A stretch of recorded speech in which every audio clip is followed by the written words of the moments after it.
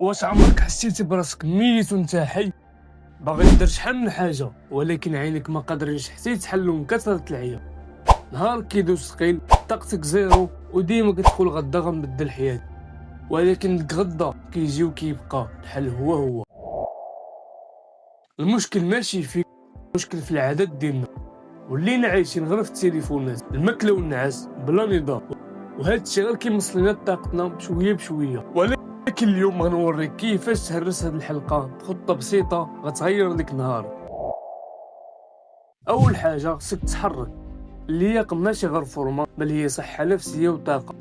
تبع هذا الروتين السهل، المشي ما بين 6000 و 10000 خطوه يوميا، تمارين الضرب 10 دقائق من 10 ل 15 ثانيه، بوش ابس وسكوات و20 ثانيه بلانك. عاود هاد الدوره 3 ديال المرات. ماشي غير تحرك، خصك تعرف شنو تاكل. قسم الماكله الزنقه والسكريات، ركز لي على البروتين.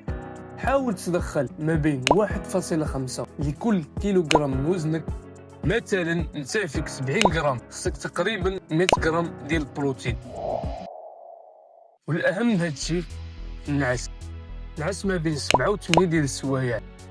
وحيد التليفون ديالك 30 دقيقه قبل ما تنعس. وإلا ما قدرتيش على الاقل دير ودع القراءه. سيطر على صباحك، سيطر على نهارك.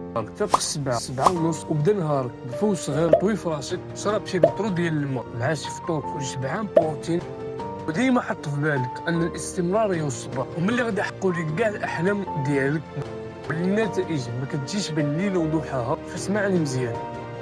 اذا طبقت هاد الخطوات ما كاين غير النشر، غتولي عندك فورمه مزيانه وضباطي، وغتولي منظم في وقتك، وغتشوف فرق كبير في جسمك وطاقتك وحتى في الكاريزما ديالك. فما تسناش الوقت المناسب، حيت الوقت المناسب هو دابا. وإلا عجبك الفيديو دير لايك وكتب في الكومنت شنو اول عاده غادي تبدا بها، وما تنساش دير فولو باش توصلك الفيديوهات جديده. كان معكم اسامه الدار، تهلا.